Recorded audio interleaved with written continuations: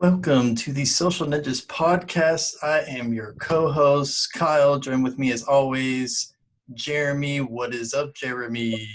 Good. And today especially, I love myself so much. I just wanted you to know that. Even with your birthday hangover? I still love me. Oh, late happy birthday to Jeremy. And we also have a very special guest with us, Caitlyn. What is up, Caitlyn? Hi guys, thanks for having me. Thank you for coming on so much. So for people who don't know who you are, can you give us a little background about yourself and kind of what you're doing now? Sure. So I'm recently just out of what we call it university here, but it would be college. I just finished at the end of last year, did my branding and marketing degree. And while I was in college, I started coming around this concept of self-love. I didn't really know what it was, but I kind of started exploring it.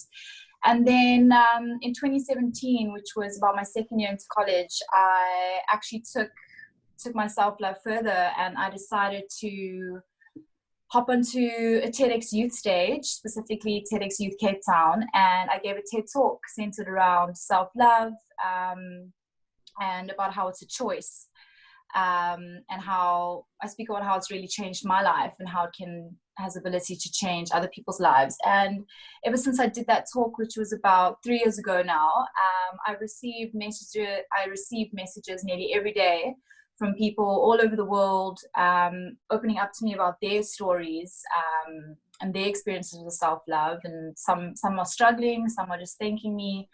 And actually during this lockdown, I know it's been quite negative for a lot of people, but for me, a part of it's been quite positive because I've found a passion for coaching.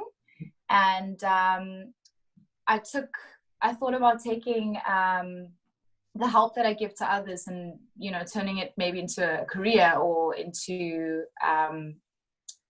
something that I can do with my life. I'm slowly starting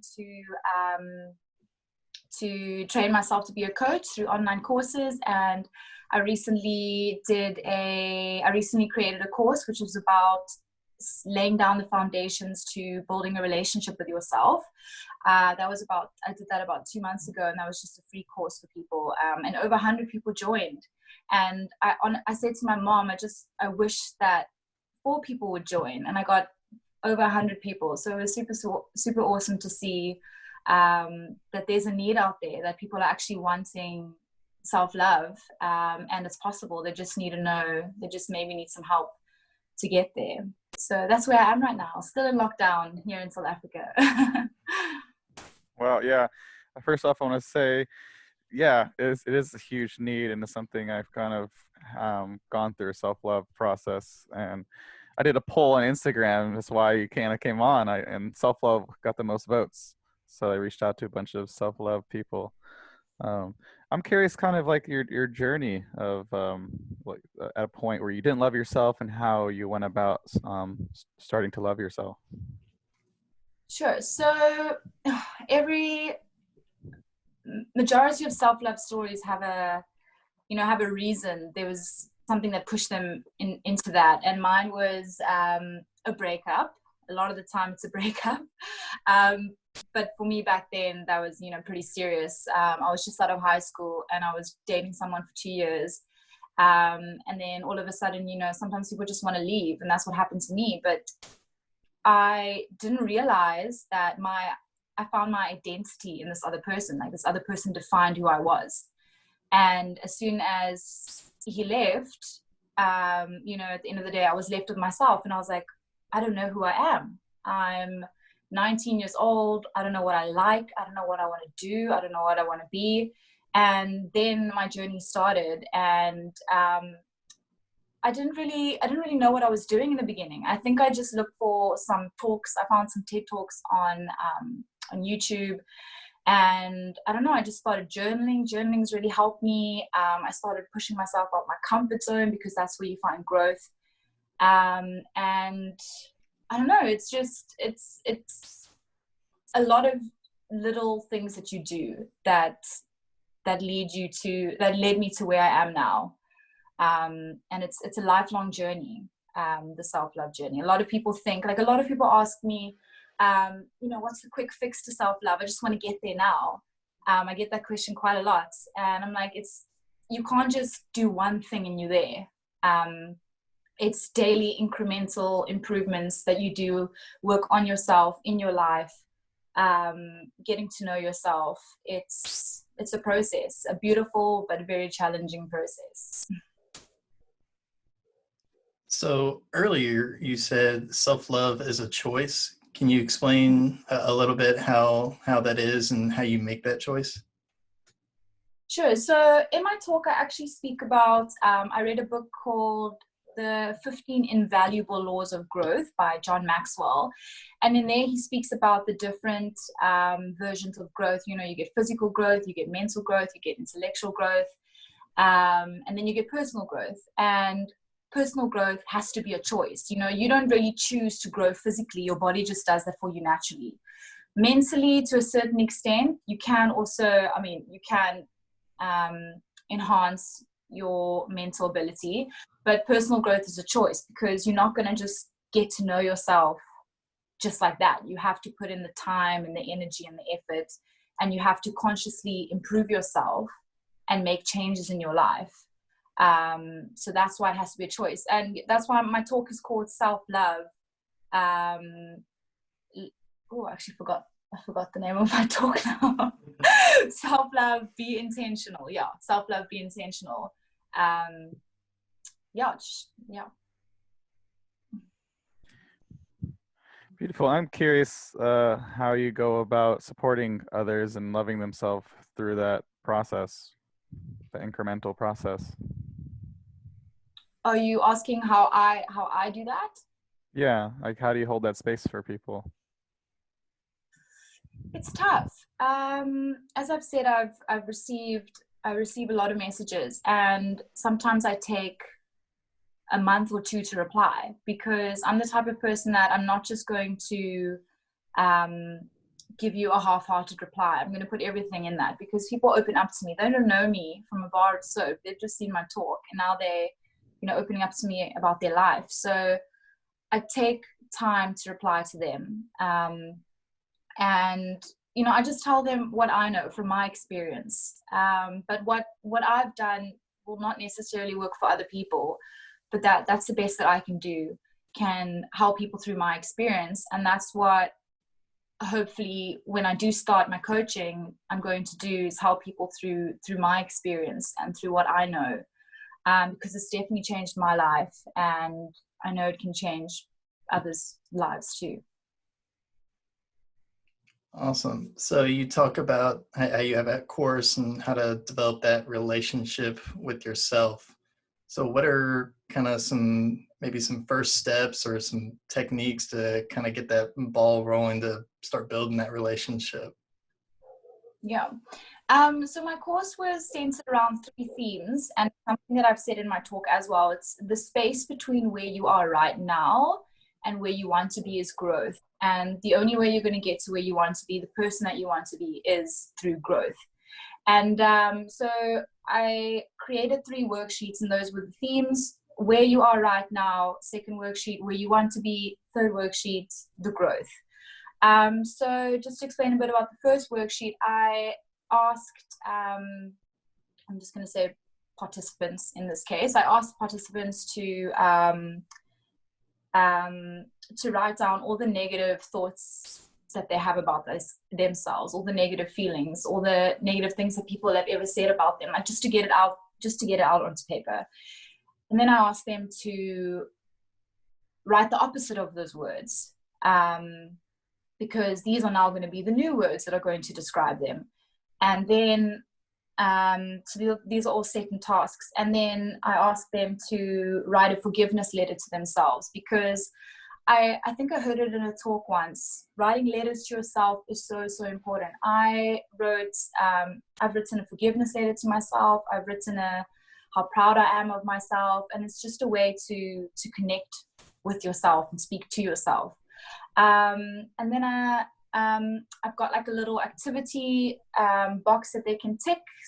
They can do some meditation. They can go for a walk, to switch off their phone for a while.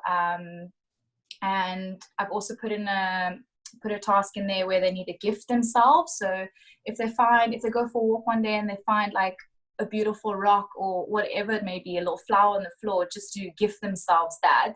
And these are all things that I've done myself.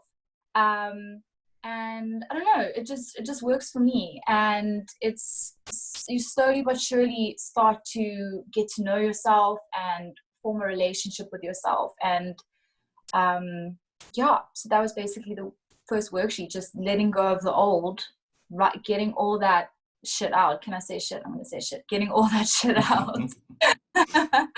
And and then making space for worksheet 2, which is about who do you want to be. So I like that. I like the writing a forgiveness letter to yourself. I don't think I've ever heard of that. I've wrote letters to like other people and, journaled, but writing a forgiveness letter to yourself, that's cool. I definitely want to try that. You should definitely try it. It's awesome. Yeah, it reminds me of how we talk about like how we apologize to ourselves after we're mean to ourselves. Remember I had you do that, Kyle? I've done it a lot. Back in the day. back in the day. So back in the day. Back when we first started. Yeah. Something very cathartic about like people. We always say that I used to treat myself really terribly, and then I would be really mean, and then I would just move on like I didn't just do that. As opposed to like if you have a best friend and you say something really mean, you'd have to like really apologize to your best friend before they allowed you to continue that relationship. But we don't do that with ourselves. So I love the forgiveness letter, because it's so important. It's something, and I know I've said it so many times, but I think it should be said again because it's so important. Is that like when you're mean to yourself, make time to be like, hey, listen, Jeremy, I'm so sorry I was really mean to you earlier. I really want to make changes and I really want to grow, and the way I did it was not right, and I apologize. It's something cathartic and something about that energy. I remember I did it as a challenge thinking it didn't do anything, and then I did it and I was like, oh, whoa. Like I felt a part of my body almost saying like, thank you. I needed that. I needed to hear that. Positive self-talk is so powerful. And every like self-love talk I've watched, or motivational speaker, they all speak about positive self-talk. And like it might feel silly, you telling yourself I love you, or you hugging yourself, or even looking in the mirror, it might feel awkward.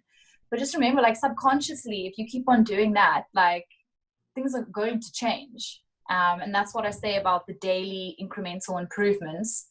That's what it's going to lead to. And this book, I just want to mention this book, The Monk Who Sold His Ferrari by Robin Sharma, really, really good book. He says that persistence is the mother of personal growth, which means like persisting and carrying on and just keep on moving forward. Even if you fall down or slip one day, just keep on being persistent. I like that. Persistence is the mother of personal growth. I'm writing it down as well. I said write that down for continued. So I think it might have been personal change, personal growth. Persistence is the mother of personal growth. Yeah, it's personal growth. Okay. So when you did your TED Talk, did you ever expect that you were I think you have over 1 million views on it, right? Did you ever expect that it would ever do something like that? I literally have it written down in my journal. I said, this is right after my TED Talk, I would like my TED Talk to reach 10,000 views. Wow. Oh, that was my goal. I didn't expect it to be viewed so much. And that again just shows me that there's a need and people are searching for this. So yeah, I'm very happy. It's interesting. It seems like there's kind of a pattern, like you wanted 4 people in your course and you got 100, and you wanted 10,000 views and you got 1 million. Yeah. No, it's really awesome. I don't think you can expect too much, right? Because expectations disappoint you a lot of the time. Yeah. I have a question you might not know the answer. I'm just curious though. If self-love is so important, why do so many people, sorry, let me just rephrase that. Why are so many people challenged with it? In your opinion? Yeah, in my opinion, I do think that it stems from growing up as a kid. Because if you think about it, in school, I don't know about you guys, but I was never taught to love myself. It's more like the maths and the English and the geography and like that kind of stuff. And also like in my home, like I have amazing parents, but that's not something that, you know, that was ingrained in me to love myself.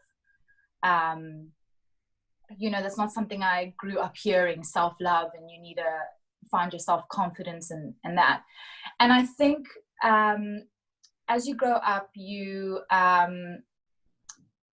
get bombarded with like the opinions and perceptions of other people, and that gets ingrained in you, because we don't really, in my opinion, you don't really get taught how to deal with that. Like when negative things come your way and people say things about you, especially being a woman, and I was always in girls' school, so you can imagine how tough that was, just being a girl surrounded by girls and all the bitchiness and everything, and talking behind your back and stuff. It's hard. And then you get older, and then you get to my age. I'm 23 now, and or when I started this journey I was 20, and you know, that's not old, but to try and teach yourself, or to try and change your habits, your old habits, your negative thoughts that you have about yourself, it's hard because you're older now. It's not as easy to change as if you were young.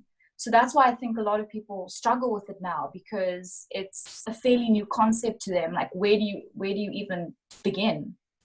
And that's a lot of people's question to me. Where do you even begin?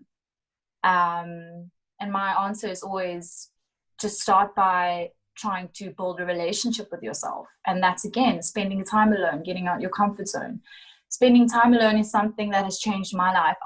When I was younger, I used to cry when I was left alone because I didn't enjoy my own company. You too. I used to cry. I was like, Mom, when are you coming home? Yeah. And now I love it. I crave it. I Wow. love spending. I honestly do. You like look at the mirror and like, so I'll see you later or what? Yeah. Hey, guess who's hanging out with you later? You stare in the mirror. Like, you can't wait for your friends to go home. It's like, oh, alone time. Finally. Oh, I missed you, man. I'm hugging myself. I missed you so much. You made it. Oh my gosh. You could have done so many other things if you made it. It does feel like that. And I think it's important to enjoy your own company. Because if you can't enjoy your own company, how is anyone else supposed to? Oh, it's so true. So easier said than done, though. Let's be real. Very, very, very, very. Yeah. So I'm gonna have one more question. Well, I don't have one more. I have another question, and that is do you have like a specific practice, like upkeep, in order to make sure like you're continuing to love yourself? I mean, I don't have like a set routine, but I journal quite a bit. I make a lot of time for myself, spend a lot of time alone. I do yoga. Yoga has helped me so much. I've only been doing it for a year now, but that's my meditation, my moving meditation. It brings me back to myself, but that's a whole other topic. I can also go there. I love yoga. Yeah, I would say getting out my comfort zone. And in the beginning of this year, I went traveling and did my yoga teacher training in Bali by myself. So that was kind of pushing myself to, you know, go travel, be alone in a whole new country and everything. So yeah, and just, you know, there's still so much that I'm learning right now. A lot of people do think that I'm I've got this amazing self-love. No, but it's definitely a struggle. It's always a struggle. It's always a challenge. Like for instance, when I get into bad headspaces, I can be quite negative, and it's very tough to get out of that. But my way of dealing with it is, not going on social media. That's protecting myself. That's an act of self-love, not going on social media and like I'm in a bad headspace and now I'm comparing myself to other people and I'm just making myself feel worse. So it's just protecting yourself from people, protecting yourself from toxic people in your life, deciding if you're going to cut this person out, whatever it may be. Just making the best decisions for myself. Yeah, I try to practice every day, but it is tough, but nothing ever worth it is easy to get. Yeah, 100%. So you said you don't have any sort of routine for self-love. Do you have any kind of like routine just in general for like your mental health overall, or is it just kind of, play it by ear and how you kind of feel type of thing? So I've got, I wouldn't call it a routine, but I've kind of got a process when it comes to having negative emotions or negative feelings. Can tell you about that. Yeah. So a lot of people also ask me, how do you deal when negative feelings or negative emotions come up? And I've got, I think I can remember it now, like it's kind of like a 5-step phase. And it's also based off of Eckhart Tolle's book, The Power of Now, because he speaks about being present and being in the moment. It's a very awesome spiritual leader. So if let's say anger, for example, so if anger if anger comes up, sometimes it just comes up, you can't really control it. I kind of say that you have to first become aware. Awareness is the first step. You have to know that you are angry, because otherwise you can't deal with it and actually feel it if you're not aware that it's come up. So awareness and identification. And the second one is observation, just observing the emotion and what is happening. And that's a lot of the time, that's what people struggle with, is they let the emotion become them instead of observing the emotion. Sorry, I think I kind of forgot. Can I just look in my book quickly? Yeah. So sorry. I can say it again. Okay, so awareness, observation. The third one is feeling. So after you've observed what's happening, you actually have to feel it. A lot of the time, people want to fight negative feelings and emotions that come up. But if you think about it, the more that you suppress it, it's just eventually going to build up, and one day you might explode because you're not working through the emotion. So awareness, observation, feeling. The fourth is acceptance. And acceptance is such an important part in emotions, because if you don't accept what you're feeling, you're not gonna be able to push through it, and it's going to keep on coming up. And the last one is letting go. And this is also quite a tough practice for a lot of us, is letting go of the emotion once it's there, because it is.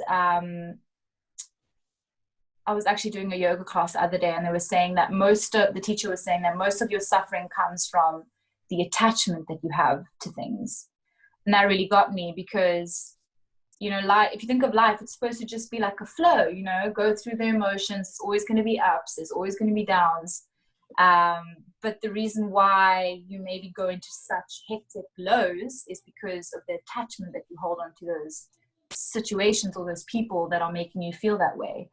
And that's the root of suffering. So yeah, that really stuck to me. Yeah, I like, or I just want to ask you a little bit about that last step, letting go. So, me personally, I struggle with that one a lot. Mm-hmm. So I kind of wonder, like, how do you let something go? So for me, like a big thing for me is like, I like to have control over certain things. And it's like really hard for me, like like let that go. So do you have any like tips on how to let that feeling go? Well, I mean, I also struggle with that letting go. But you know what? If you take this whole lockdown, for example, you know, it's something that's completely out of your control. You say Right. that you want to be, well, this is something, you know, this must be quite hectic for you because you can't do anything. So that's where beforehand you have to accept what's happening. That's the acceptance phase beforehand. And it's hard because a lot of the time we're in self-denial, like, why is this happening to me? Why is this happening to the world? Like, in my case, I was like, oh, this is supposed to be my gap year. I'm supposed to travel, but like, it's not about you.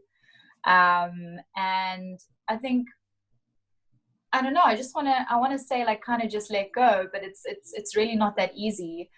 But I think you just kind of got to get it out your mind. Like, it's not going to just leave your life. You can't just like a book close, like it's out of your mind. You just got to try and not hold on so tightly. Yeah. If that makes sense. Yeah. And I think just looking through these steps, it probably is helpful if I don't skip some and then just try to go straight to let it go. Can't just letting go. So yeah, I'm definitely gonna keep a look on these steps and make sure I go through all before just like sometimes I go like awareness, like okay, yeah, I want control. All right, let's let it go now. Like go away, come on. It's like your friend just broke up with someone like like an hour ago. Like, dude, let it go. It's been an hour. Right. Exactly. I think I play that with my mind sometimes. You did bad on the test like 5 minutes ago. Let it go. So I heard you talked about your Bali yoga training. How long was that, and what was some of your main takeaways from that? So that was a month. That was pre-COVID, luckily. It was really awesome. So what were my takeaways? So I really enjoyed it because we didn't just do the physical part of yoga. We also learned about anatomy, the different muscles and how they move when you do certain poses, and also the philosophy of yoga. And I realized that yoga is much deeper than just moving around on a mat. It's a lifestyle, and it's about how you treat people, and it's about how you live your life. And that was quite awesome. I think I grew a lot from that experience, and I would recommend it to a lot of people if they like yoga. Like I'm not necessarily going to teach. I didn't go to become a teacher. Like I am a certified teacher now, but it was more to deepen my own practice. And maybe one day I would teach. I do have the certificate, but for now it's just to deepen my practice. And yeah, it was an awesome experience. So, so you went out of your comfort zone to do the teaching thing, but you're actually wanting to, not teach right now, but just to deepen your own practice. Yeah. Okay. That's cool. I like that a lot. I think that's a really good idea, honestly, even if you're, not trying to teach like right now, but yeah, I think that's a really cool thing just to deepen your own practice. Could you talk a little bit more about like, because you said yoga has been like a huge help for you. How has it helped you?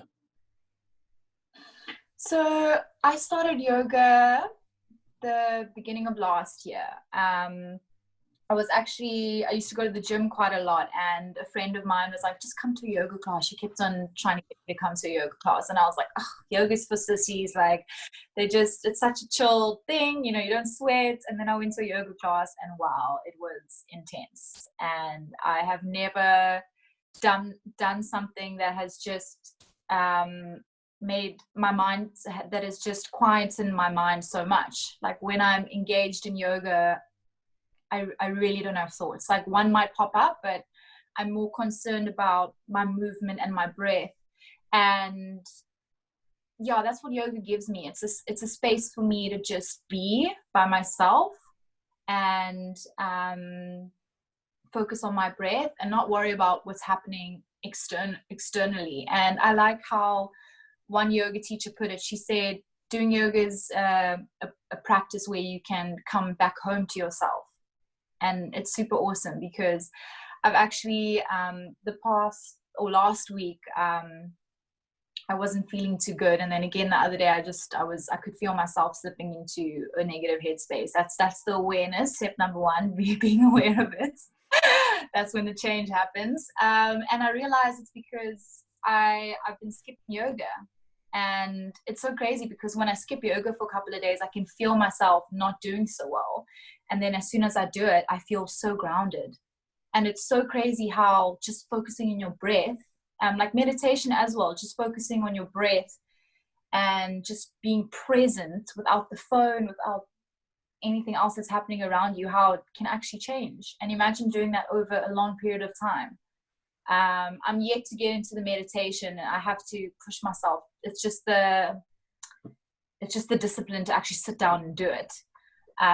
But I would love to get into that because I think that can also help you mentally more than anything. Yeah, I mean, and kind of like you said earlier, I mean, yoga really is really just like a moving meditation. Exactly. Well, I actually listened to a podcast and I learned that yoga was invented as part of meditation, as a really small piece of meditation to prepare you to get into your meditation. Sorry, I want to throw that out there. It's just like meditation. Actually, sorry. Anyways, I heard you say earlier about with your yoga teacher training, it helps you like how you treat other people, and it made me think of the power of self-love and how you treat other people. What are your thoughts on self-love and its connection to how you treat other people? So a few people have said, or not a few, just like one or two people have said to me, you know, self-love is selfish. And it doesn't make me angry, but because obviously they don't understand what it is. Because if you think of self-love, it doesn't sound very, very good. You know, loving yourself, it's been perceived as being very negative. But if you, my whole take on it is, if you form a relationship with yourself and you get to know yourself, and you kind to yourself, that's essentially how you're going to treat other people. And a lot of the time, I actually had just like an incident recently where someone was really not very nice to me, and they decided to just say how they felt about me, but it wasn't true, and it really wasn't really nice to hear, and I was really upset about it. And then my mom said to me, like, this person's reflection of you, this person's perception of you is a reflection of them. And that really hit me, because how people perceive you is a reflection of them, because something is obviously going on with them internally, that makes them lash out at other people, that makes them be rude to other people. So that's why being kind to yourself and forming a relationship with yourself is so important, because if you can give love to yourself, imagine who else you can give love to, because you already have that base with yourself. So I think it's very important. So true. I went to one of these transformational retreats in the forest, and I worked on self-love. And when I got out of that retreat, wow, my ability to help others just multiplied. Wow. And my friends were like, "Who are you?" Yeah, wow, so helpful. I was everywhere I went. I'm like, who am I? Awesome. Yeah. Yeah. I like I want to ask a question based off what you said, you know, like self-love is selfish, but then there's also the side of it of, I think a lot of people, in my opinion, struggle with is, if I love myself so much, I'm being arrogant. Like, where is that line drawn between arrogance and self-love, in your opinion? So I think a lot of people think self-love is external, how you look on the outside. And I actually put a video up on Instagram a while ago just to explain that a lot of people have asked me, or actually on YouTube have commented, like, it must be so easy for you to love yourself because you're so good looking, or you're so beautiful. And self-love has got nothing to do with how you look on the outside, in my opinion. But it's got everything to do with on the inside, because I said that, the most beautiful girl in the world could also feel so empty and lonely inside. But also the girl that's perceived, or the boy that's perceived as being not so beautiful by society, could be so confident and just so alive inside. And that's because they've got their self-love. So I think those people that think it's arrogance definitely think that it's got to do with, oh, I'm so beautiful and look at me in the mirror, I love myself. But it's about the inside. It's about getting to know you inside. And I've got a blog, and it's called The Journey Inwards. So that's what I perceive the self-love journey to be. It's a journey within yourself. So true. It reminds me of, what's that movie where that girl, she's a comedian, and she hits her head, and all of a sudden she sees herself as like really gorgeous, but she's actually isn't. You know what I'm talking about? Old. I think I saw it on a yeah, and she's like, she thinks she's gorgeous, and she just hasn't changed at all externally. And I know it's like a comedic, but it's something. Yeah, but it was it's beautiful. It's true. Like, she upgraded at her job. She upgraded like in her social circle, and so that's like, it's harder. Because of our society and how it's set up, in my opinion. But if you really will believe you're amazing and you love yourself fully, then external factors do not bother you at all. But it's hard because that's why it's so hard, because we're so crowded or clouded by the opinions and perceptions of other people, because people are always telling us how we look or who we are, and we don't know how to listen. We don't know how to not listen to them, and that's why it's so important to know who you are and who it is you want to be and where it is you're going. So important to have vision. Yeah, agreed. And I can attest, I've always looked really good looking, but I used to struggle with self-love. Sorry, I don't mean to be arrogant. I'm not. It's just a joke. So I wanted to ask you a question, something that we ask all our podcast guests. If there's one message that you could send to everybody in the world, what would it be? I actually thought that you were going to ask this question for some reason. I feel like I can't ask this question. One message.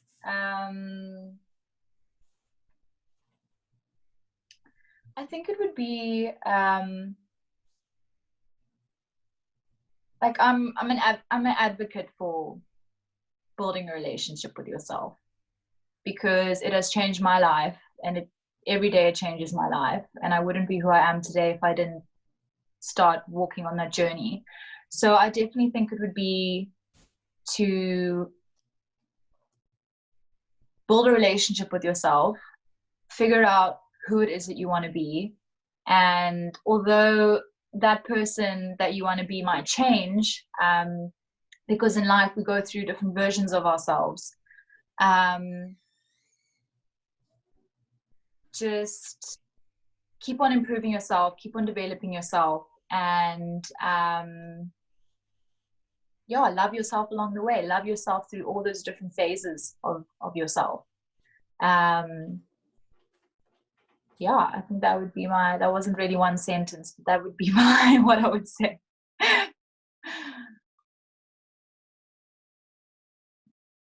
You're on mute. You're still on mute. I know. I actually tried to unmute and then continue to do just like voice it out as a joke, and I was still muted. Anyways, if someone's trying to find you on social media and your blog, where will they find you? So my social media is at Katie Cates. It's on Instagram. And my blog is called The Journey Inwards from WordPress, but I think you can find it on Google. Sweet. All right. Well, thank you for coming on the podcast. Really appreciate it. Yeah, thanks, guys. I enjoyed chatting to you. And before we go, I want to remind everybody listening who is still listening that if you want to support us, we do have a Patreon where you can choose different tiers of support, and you can get extra kind of nifty gifties.